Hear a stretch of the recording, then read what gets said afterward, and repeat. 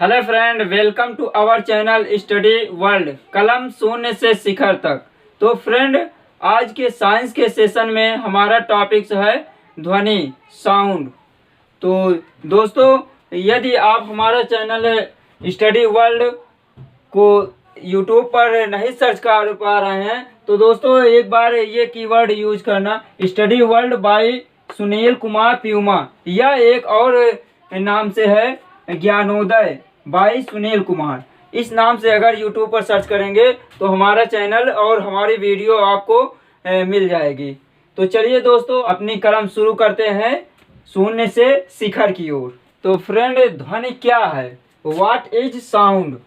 साधारणतः जो कुछ हम अपने कानों द्वारा सुनते हैं उसे ही ध्वनि कहते हैं। दूसरे शब्दों में, ध्वनि एक प्रकार की अनुभूति, सेंसेशन है जिसका अनुभव हम अपने कानों द्वारा करते हैं। प्रयोगों द्वारा यह सिद्ध हो चुका है कि ध्वनि भी प्रकाश, विद्युत आदि की भांति एक प्रकार की ऊर्जा है जिसका प्रभाव हमारे कानों पर पड़ता है। तो ये है ध्वनि। ध्वनि क्या है? एक प्रकार की सेंसेशन है जिसका अनुभव हम अपने कानों द्वारा करते हैं। तो देखिए अब ध्वनि की प्रकृति, नेचर ऑफ साउंड। ध्वनि सदैव किसी न किसी वस्तु के कंपन के द्वारा उत्पन्न होती है।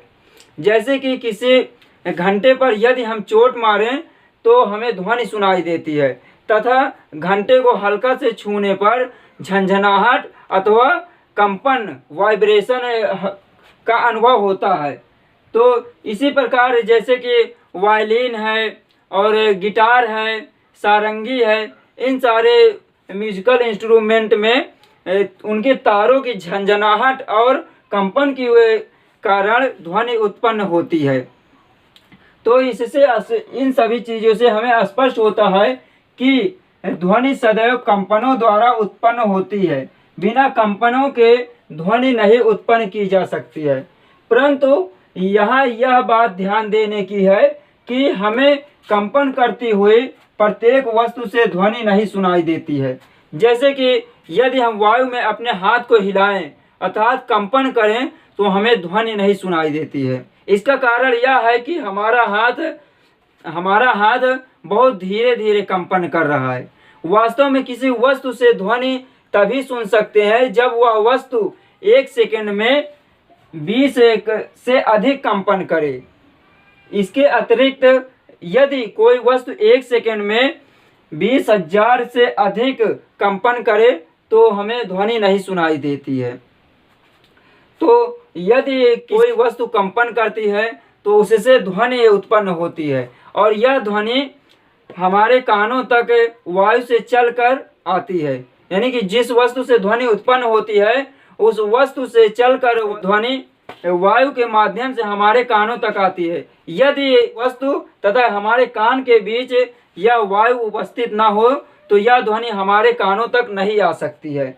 इस बात को हम एक प्रैक्टिकल के माध्यम से देखते हैं। तो इसके लिए कांच की एक जार लेकर उसमें एक वायुरोधी डाट लगा देते हैं जिससे कि बाहर की वायु अंदर ना प्रवेश कर पाए, तथा इसी डाट से एक विद्युत घंटी लगा देते हैं और उस विद्युत घंटी को 2 तारों द्वारा उसके बाहर ले जाके बैटरी से जोड़ देते हैं। अब देखिए, इसके अंदर अभी वायु है और इसके नीचे एक वायु शोषक पंप लगा देते हैं जिससे कि वायु को हम अवशोषित कर सकें।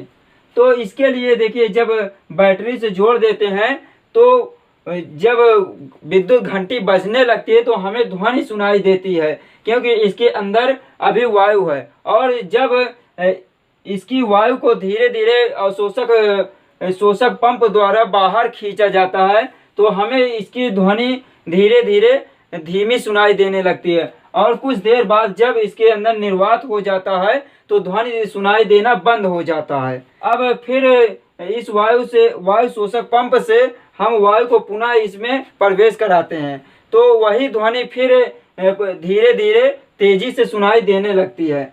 अतः दिए गए परीक्षण द्वारा यह सिद्ध होता है कि ध्वनि निर्वात से होकर नहीं चल सकती है, अर्थात ध्वनि के लिए माध्यम की आवश्यकता होती है। क्योंकि निर्वात हो गई थी तो इसमें ध्वनि हमें नहीं सुनाई दे रही थी, और जब पुनः उसमें वायु जग गई तो फिर हमें ध्वनि सुनाई देने लगी। चलिए फ्रेंड, देखते हैं विभिन्न माध्यमों में ध्वनि का संचरण, transmission of sound in different mediums. ध्वनि प्रत्येक माध्यम, ठोस, द्रव व गैस में चल सकती है। यही कारण है कि गोताखोर जल के भीतर रहने पर भी ध्वनि को सुन लेता है। उसी प्रकार रेल की पटरी पर कान लगाकर बहुत दूर से आते हुए रेल को सुन सकते हैं। द्रव में ध्वनि गैस की अपेक्षा अधिक तेज चलती है तथा ठोसों में सबसे अधिक तेज से चलती है। अर्थात ठोस में सबसे तेज ध्वनि का वेग होता है, उसके बाद द्रव में होता है तथा सबसे कम गैस में होता है ध्वनि का वेग। अब देखिए, किसी माध्यम में ध्वनि तरंगों द्वारा चलती है। हम जानते हैं कि ध्वनि एक प्रकार की ऊर्जा है और यह एक स्थान से दूसरे स्थान तक माध्यम के द्वारा चलती है। अब यह एक स्वाभाविक प्रश्न है, नेचुरल क्वेश्चन है कि ध्वनि किसी भी माध्यम में किस प्रकार चलती है। तो देखिए, तरंग गति, वेव मोशन, जिस रीति से ध्वनि किसी माध्यम में चलती है उसको तरंग गति कहते हैं। तरंग गति को हम निम्न उदाहरणों द्वारा समझ सकते हैं। जैसे कि देखिए, जब हम किसी तालाब के शांत जल में पत्थर फेंकते हैं तो जिस स्थान पर पत्थर गिरता है वहां पर जल में हलचल उत्पन्न हो जाती है। यह हलचल थोड़े ही समय में फैलती हुई तालाब के किनारे चली जाती है। यद्यपि जल के कण अपने ही स्थान पर रहते हैं। इसका कारण यह है कि पत्थर फेंकने से जल के जिन कणों में हलचल होती है वे कण अपने पास वाले कणों को गतिमान कर देता है। इस प्रकार प्रत्येक गतिमान कण अपने पास के कणों को गतिमान करता जाता है जब तक कि यह हलचल किनारों तक नहीं पहुंच जाती है। इस प्रकार कण अपने ही स्थान पर ऊपर नीचे हिलते रहकर माध्यम की हलचल को एक स्थान से दूसरे स्थान तक पहुंचा देते हैं। ठीक इसी प्रकार जिस प्रकार ये जल में हुआ है, ठीक इसी प्रकार जब कोई वस्तु कंपन करती है तो वह अपने समीप के माध्यम के कणों को गतिमान कर देती है और ये कण अपने पास वाले कणों को गतिमान कर देता है। और इस प्रकार कंपन करने वाली वस्तु की हलचल कणों के द्वारा स्वयं कणों के बिना चले एक स्थान से दूसरे स्थान तक पहुंच जाती है। इसी को तरंग कहते हैं। अतः तरंग माध्यम में होने वाली वह हलचल, डिस्टरबेंस है जो बिना रूप बदले माध्यम के कणों के द्वारा एक निश्चित वेग से आगे बढ़ती है। तरंग का यह वेग माध्यम की प्रकृति पर निर्भर करता है। माध्यम की प्रकृति के मतलब जैसे कि कौन सा माध्यम है, ठोस है कि द्रव है कि गैस है, उस पर ये इस तरंग की गति निर्भर करती है। तो फ्रेंड, अब देखते हैं तरंगों के प्रकार, टाइप्स ऑफ वेव। जब किसी माध्यम में तरंग चलती है तो माध्यम के कण कंपन करने लगते हैं। कणों के कंपनों की दिशा के अनुसार तरंग दो प्रकार की होती है। पहला होता है अनुप्रस्थ तरंग, ट्रांसवर्स वेव। दूसरा अनुदैर्ध्य तरंगे, लॉन्गिट्यूडिनल वेव्स। अब देखिए, अनुप्रस्थ तरंग क्या होती है। अनुप्रस्थ तरंग जिस तरंग में माध्यम के कण तरंगों के चलने की दिशा के लंबवत कंपन करते हैं उस तरंग को अनुप्रस्थ तरंग कहते हैं। जब उदाहरण देखिए, जब तालाब में पत्थर फेंकते हैं तो अनुप्रस्थ तरंगे उत्पन्न होती है। अनुप्रस्थ तरंग जैसे कि तालाब में पत्थर फेंकते हैं तो जिस स्थान पर पत्थर गिरता है उस स्थान के में हलचल उत्पन्न हो जाती है, अभी पहले ही बताया। और हलचल होती है तो वहाँ के कण क्या होता है, अपने ही स्थान पर अब ऊपर नीचे गति करने लगते हैं, यानी कंपन करने लगते हैं। जबकि तरंग क्या होती है, तरंग ऐसे चलती है इधर को और वो अपने स्थान पर, यानी कि तरंग के चलने की दिशा के लंबवत कंपन करने लगते हैं, इसलिए उसमें अनुप्रस्थ तरंग होती है। अब अनुप्रस्थ तरंग केवल ठोसों में उत्पन्न की जा सकती है जिसमें दृढ़ता, रिजिडिटी होती है तथा द्रव के ऊपरी तल पर भीतर नहीं उत्पन्न हो सकती है। तो और गैसों में अनुप्रस्थ तरंग नहीं उत्पन्न की जा सकती, यानी कि ठोस में उत्पन्न हो सकती है और द्रव के ऊपरी तल पर, ना कि उसके भीतर। तरंगे क्या होती है, ऐसे ऐसे चलती है। अब और कण उसके ऊपर नीचे अपने ही स्थान पर कंपन करते रहते हैं। तो कुछ जल में कुछ भाग उठा हुआ दिखाई देता है और कुछ भाग दबा हुआ दिखाई देता है। अगर उसे जल में ऊपर से फोटो खींचा जाए तो कुछ इस प्रकार का दिखाई देता है। तो दबे हुए भाग को क्या कहते हैं, गर्त कहते हैं, और उठे हुए भाग को श्रृंग कहते हैं, क्रेस्ट कहते हैं, और इसे ट्रफ कहते हैं। इसी प्रकार देखिए, किसी रस्सी को एक हुक से बांध देते हैं और इधर से अगर हम झटका देते हैं तो भी रस्सी में अनुप्रस्थ तरंग उत्पन्न होती है। देखिए इसमें क्या होता है, रस्सी के कण जो होता है ऊपर नीचे गति करते हैं, जबकि उस तरंग की गति हुक की तरफ होती है, अर्थात कण तरंग के लंबवत गति करते हैं या कंपन करते हैं। अब देखिए अनुदैर्ध्य तरंग, जिस तरंग में माध्यम के कण तरंग के चलने की दिशा के अनुदिश पैरेलल कंपन करते हैं, उसे अनुदैर्ध्य तरंग कहते हैं। यह अनुदैर्ध्य तरंग प्रत्येक माध्यम में उत्पन्न की जा सकती है। अब देखिए जैसे कि उदाहरण देखिए, किसी स्प्रिंग को एक दीवार से बांध देते हैं और उसे खींचते हैं या उसे दबाते हैं तो हमें स्प्रिंग खींची हुई दिखाई देती है। और उसमें देखिए कुछ स्थान पर जो स्प्रिंग के चक्कर होते हैं दूर दूर होते हैं और कुछ स्थान पर स्प्रिंग के चक्कर बहुत पास पास होते हैं। तो जहाँ पर स्प्रिंग के चक्कर दूर दूर होते हैं उसे विरलन कहते हैं, रेयर फ्रैक्शन, और जहाँ पर स्प्रिंग के चक्कर पास पास होते हैं उसे कंप्रेशन कहते हैं। तो अनुप्रस्थ तरंग क्या होती है, एक विरलन और संपीड़न के रूप में चलती है, यानी कि विरलन और संपीड़न एकांतर होते हैं एक दूसरे। इसी प्रकार देख लीजिए वायु में क्या होता है, एक ट्यूनिक फोर्क है जो कि जब यह कंपन करता है तो इसकी भुजाएं जब फैलती है तो वायु में दबाव डालती है, और वायु में दबाव डालती है तो उसमें क्या होता है, वायु की परतें एक दूसरे के पास पास आ जाती है और वहाँ पे संपीड़न उत्पन्न होता है। और जब फिर ये ट्यूनिक की दोनों भुजाएं पास पास आ जाती है तो फिर वायु में दबाव कम हो जाता है और उसके कण पास दूर दूर हो जाते हैं, यानी कि विरलन उत्पन्न होता है। तो क्या होता है, अनुदैर्ध्य तरंग संपीड़न और विरलन के एकांतर क्रम में चलते हैं। अब देखिए जब माध्यम में अनुप्रस्थ तरंग उत्पन्न होती है तो एक श्रृंग से अगले श्रृंग तक की दूरी अथवा एक गर्त से अगले गर्त तक की दूरी को तरंग दैर्ध्य कहते हैं। इन दोनों जैसे ए और बी के बीच की दूरी को क्या कहेंगे, तरंग दैर्ध्य कहते हैं, यानी वेव लेंथ।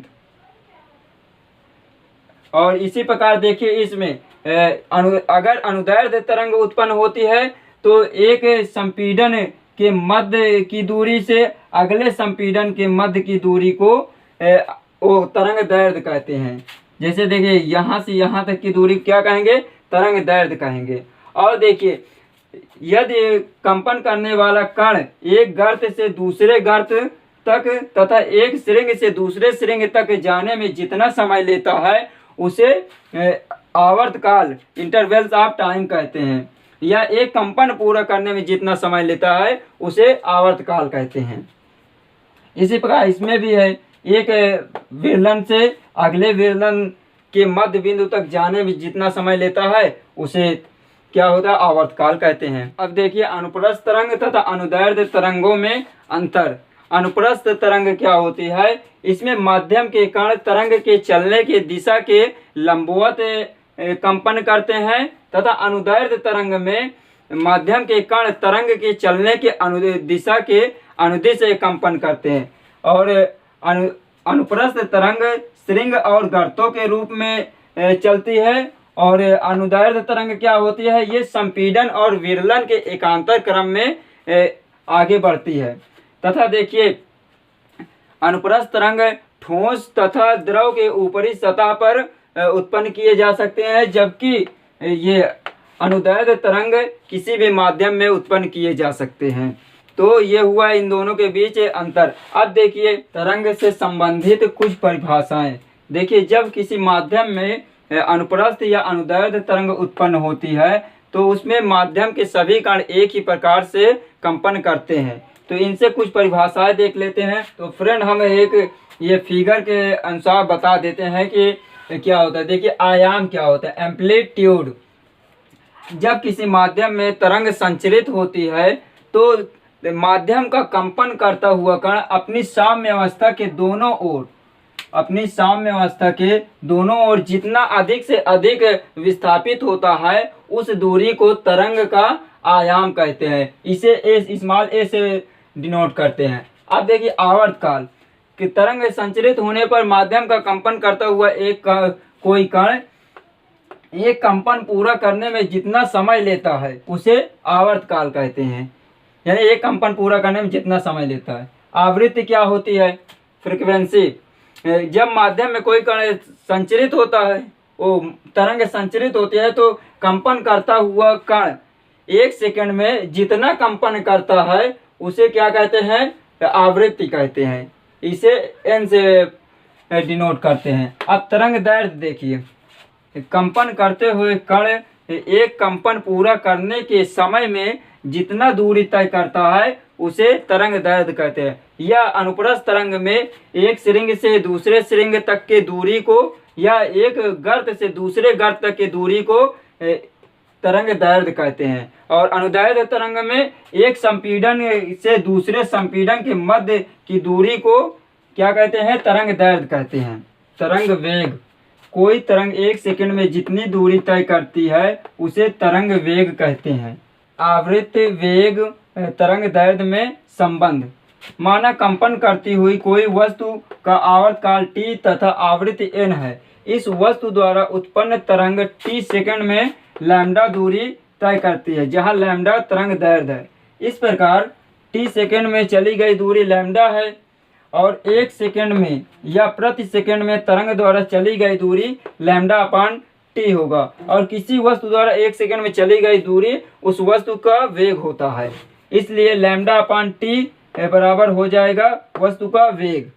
ये वेग हो जाएगा 1 अपान टी। यहाँ पर क्या होगा, आवृत्ति होगी, क्योंकि आवृत्ति क्या होती है, 1 सेकंड में वस्तु द्वारा कंपन की संख्या होती है, इसलिए 1 अपान टी यहाँ पे क्या होगा, आवृत्ति होगी। इसलिए v इक्वल टू क्या हो जाएगा, n lambda. 1 upon T equal to n हो गया और ये लैम्डा हो गया। अतः वेग बराबर आवृत्ति गुणे तरंग दैर्ध्य होता है। ये आवृत्ति वेग तथा तरंग दैर्ध्य में संबंध है।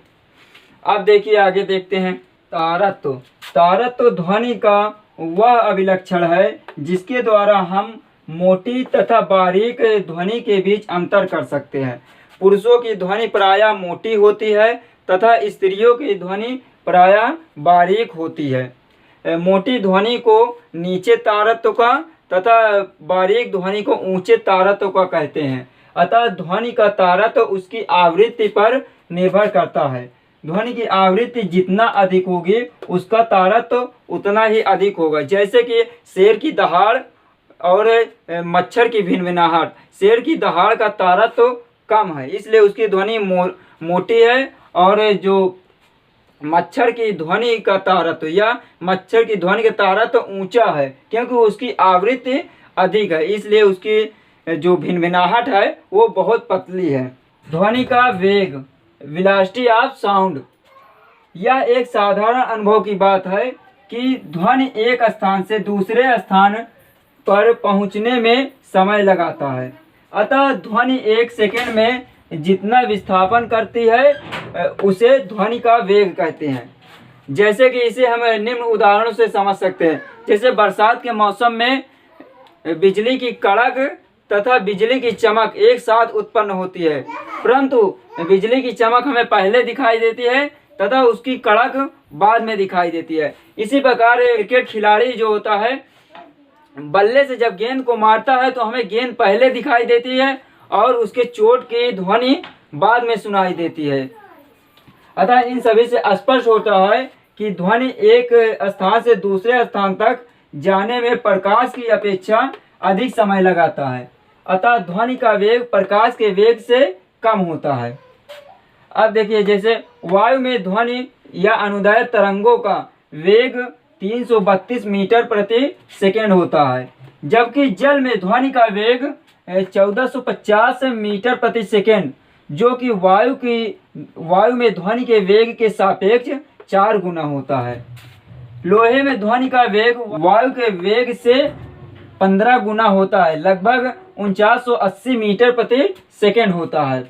नोट देखिए, जब ध्वनि एक माध्यम से दूसरे माध्यम में जाती है तो ध्वनि का वेग, वेलोसिटी ऑफ साउंड तथा तरंग दैर्ध्य यानी कि वेव लेंथ बदल जाते हैं, जबकि आवृत्ति नहीं बदलती है। अतः किसी माध्यम में ध्वनि का वेग ध्वनि के आवृत्ति पर निर्भर नहीं करता है। ध्वनि तरंगों का आवृत्ति परिसर के आधार पर वर्गीकरण, classification of sounds wave based on frequency range. ध्वनि तरंगों को एक बहुत बड़े परिसर तक उत्पन्न किया जा सकता है। इस आधार पर ध्वनि तरंगों को कई श्रेणियों में वर्गीकृत किया जा सकता है, जैसे श्रव्य तरंगे, अश्रव्य तरंगे, पराश्रव्य तरंगे। तो देखिए, श्रव्य तरंगे ऑडिबल वेव्स, जिन तरंगों को हमारा कान सुन सकता है उन्हें श्रव्य तरंगे कहते हैं। इन तरंगों की आवृत्ति 20 से लेकर 20,000 हर्ट्ज तक होती है। इन निम्नतम तथा उच्चतम आवृत्तियों को श्रव्यता की सीमाएं, लिमिट्स ऑफ ऑडिबिलिटी कहते हैं। श्रव्य तरंगों के स्रोत, वाक तंतु क्या होता है? जिससे मनुष्य तथा जानवर अपनी आवाज़ों को निकालते हैं, तो उसे वाक तंतु कहते हैं। मनुष्य तथा जानवरों की आवाज़ें, कंपित डोरियां, वायलिन, सितार इत्यादि, ये कंपित डोरियों द्वारा ध्वनि उत्पन्न करते हैं। कंपित प्लेटें व झिल्लियाँ, घंटी, ढोल, लाउड स्पीकर, तबला आदि हैं। कंपित वायु स्तंभ, माउथ ऑर्गन, ये होता है। अब देखिए सेकेंड, अवश्रव्य तरंगे, इंफ्रासोनिक वेव, जिन तरंगों को की आवृत्ति, निम्नतम श्रव्य आवृत्ति 20 हर्ट्ज, निम्नतम श्रव्य आवृत्ति कितना है? 20 हर्ट्ज है, से नीचे होती है, उसे अवश्रव्य तरंग कहते हैं। इस प्रकार की तरंगों को बहुत बड़े आकार के स्रोतों से उत्पन्न किया जाता है, क्योंकि जिन तरंगों की आवृत्ति कम होती है उसकी तरंग दैर्ध्य बड़ी होती है, और तरंग दैर्ध्य बड़ी है तो इसको उत्पन्न करने के लिए बहुत बड़े स्रोत की जरूरत होगी। जैसे कि भूकंप के समय पृथ्वी से बहुत लंबी तरंगे चलती हैं, ये अवश्रव्य तरंगे होती हैं। थर्ड देखिए, प्रश्रव्य तरंगे, अल्ट्रासोनिक वेव, जिन तरंगों की आवृत्तियां उच्चतम श्रव्य आवृत्ति क्या है? 20,000 हर्ट्ज है, और निम्नतम आवृत्ति से क्या है? 20 हर्ट्ज है। तो देखिए, जिन तरंगों की आवृत्तियां उच्चतम श्रव्य आवृत्ति 20,000 हर्ट्ज से ऊपर होती है उन्हें प्रश्रव्य तरंगे कहते हैं। जैसे समुद्र की गहराई नापने के लिए जिन तरंगों का उपयोग किया जाता है वे प्रश्रव्य तरंगे होती हैं। अब देखिए, ध्वनि तरंगों का परावर्तन, रिफ्लेक्शन ऑफ साउंड्स वेव, जब कोई ध्वनि एक माध्यम से चलकर दूसरे माध्यम से टकराती है तो वह परावर्तन के पश्चात पहले ही माध्यम में लौट आती है। जैसे कि देखिए, कुएं के मुंह पर बोलने से वही ध्वनि हमें पुनः सुनाई देती है। इसमें क्या है? पहले वायु में एक ध्वनि थी, एक माध्यम से दूसरे माध्यम जल में गई, उससे टकरा कर क्या हुआ? अपने ही माध्यम में वापस आ गई है। तो ये हुआ ध्वनि का परिवर्तन। प्रयोगों द्वारा यह पता चला है कि ध्वनि का परिवर्तन उन्हीं नियमों पर आधारित है, नियमों के अनुसार होता है जिस नियम से प्रकाश का परिवर्तन होता है।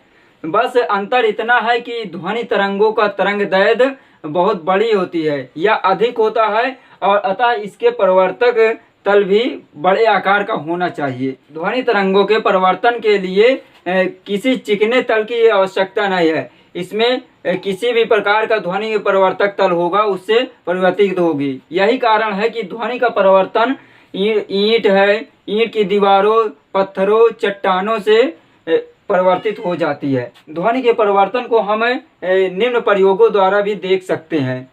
जैसे समतल द्वारा ध्वनि का परिवर्तन, समतल द्वारा ध्वनि के परिवर्तन को दिखाने के लिए 1-1 मीटर की 2 नली होनी चाहिए हमारे पास, N1 N2, जो कि किसी मेज पर रखे ऊर्ध्वाधर लकड़ी के तख्ते से कोण बनाते हुए रख दिया जाता है और उनके बीच एक लकड़ी का पर्दा लगा दिया जाता है, जिससे कि घड़ी के टिक टिक की आवाज़ जो होती है वो सीधा हमारे कानों तक न पहुँचे। दूसरी नली N2 को इस प्रकार एडजस्ट करते हैं कान के पास कि जब इसकी टिक टिक की आवाज़ आए तो यहाँ से रिफ्लेक्ट होकर सीधा हमारे कान पर आए। तो इस प्रकार हम एडजस्ट करने के बाद जब घड़ी की टिक टिक की आवाज़ ये तख्ते से रिफ्लेक्ट होकर यानी परिवर्तित होकर ये हमारे कान में सीधा आती है। तो इससे हमें क्या स्पष्ट होता है कि ध्वनि का परिवर्तन जो हो रहा है वो ये प्रकाश के परिवर्तन की भांति ही हो रहा है, क्योंकि यहाँ पे देखिए जो आपतन कोण है परिवर्तन कोण के बराबर है तथा जो आपतित किरण तथा परिवर्तित किरण और अभिलंब तीनों एक ही तल पर हैं। तो ये नियम जो ध्वनि के परिवर्तन के नियम है वो प्रकाश के परिवर्तन के नियम को फॉलो कर रहा है। अब देखिए अवतल तलों द्वारा ध्वनि का परिवर्तन, देखिए इसके लिए हमें 2 अवतल तल M1 व M2 लेना है और उस पहले M1 तल पर तल के फोकस पर हमें एक घड़ी रखना है तथा M2 के फोकस पर हमें एक कीप रखना है तथा कीप के पीछे एक रबड़ लगी हुई नली है जिसे हम अपने कान के पास रखेंगे। इसमें देखिए जब घड़ी टिक टिक की आवाज़ करती है तो उससे जो तरंगे निकलते ध्वनि तरंगे निकलते हैं वो M1 तल से टकरा कर रिफ्लेक्ट होकर यानी कि परिवर्तित होकर समांतर चली जाती है और जब M2 पर जाती है तो कोई भी जब समांतर किरण क्या होती है किरण या तरंग किसी अवतल पर पड़ती है तो वो उससे परिवर्तित होकर क्या होती है फोकस पर मिलती है। तो इसी प्रकार इससे जितनी भी समांतर परिवर्तन के बाद समांतर तरंगे होती है वो ये M2 से टकराने के बाद जो परिवर्तित होकर M2 के फोकस पर मिलती है और M2 के फोकस पर ये कीप है, कीप द्वारा हमारे कान पर जाती है जिससे कि स्पष्ट सुनाई देता है।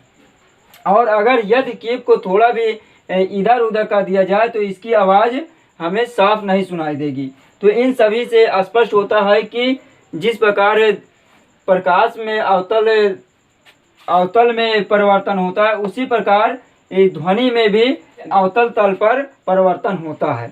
यही कारण है कि जब मनुष्य फ़ोन पर बात करता है या किसी की धीमी आवाज़ को सुनना होता है तो वो अपने कान के पीछे ऐसे एक अपने हाथ को अवतल मोड़कर पीछे लगा लेता है जिससे कि जो उसकी आवाज़ आती है जो उसकी समांतर ध्वनि तरंगे आते हैं वो हमारे हाथ से जो कि अवतल टाइप का होता है उससे टकरा कर हमारे कान में जाती है। तो फ्रेंड लास्ट हेडिंग देख लेते हैं प्रतिध्वनि इको। जब ध्वनि अपने स्रोत से चलकर किसी दूर स्थित पहाड़ी या दीवार से टकराती है तो वह परिवर्तित हो जाती है और बाद में सुनाई देती है।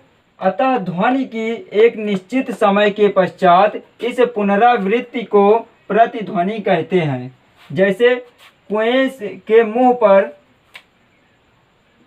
के मुंह पर ताली बजाने से ताली की प्रतिध्वनि सुनाई देती है। अब नोट देखिए, प्रतिध्वनि सुनने के लिए यह आवश्यक है कि वह मूल ध्वनि से 1/10 सेकेंड बाद पहुँचे, क्योंकि शब्द का प्रभाव कान पर शब्द के बंद हो जाने के 1/10 सेकेंड बाद तक रहता है। यदि कोई हम ध्वनि करते हैं या किसी ध्वनि को सुनते हैं तो हमारे कानों में उस ध्वनि का यानी कि जिस समय ध्वनि बंद हो जाती है उसके बाद 1/10 सेकेंड तक हमारे कानों में गूंजती रहती है। इसलिए प्रतिध्वनि स्पष्ट सुनाई देने के लिए वह ध्वनि हमें 1/10 सेकेंड बाद हमारे कानों तक पहुँचे। अतः प्रतिध्वनि सुनने के लिए परावर्तक तल ध्वनि के स्रोत से कम 112 फीट होना चाहिए।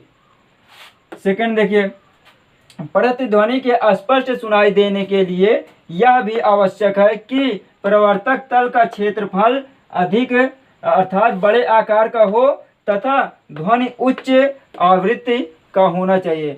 यानी कि हमें स्पष्ट सुनाई देने के लिए उसका प्रवर्तक तल भी बड़ा होना चाहिए तथा जो ध्वनि की आवृत्ति फ्रीक्वेंसी भी हाई होनी चाहिए।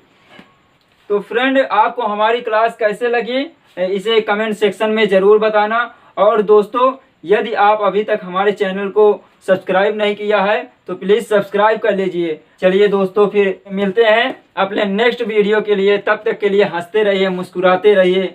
तो जय हिंद, जय भारत।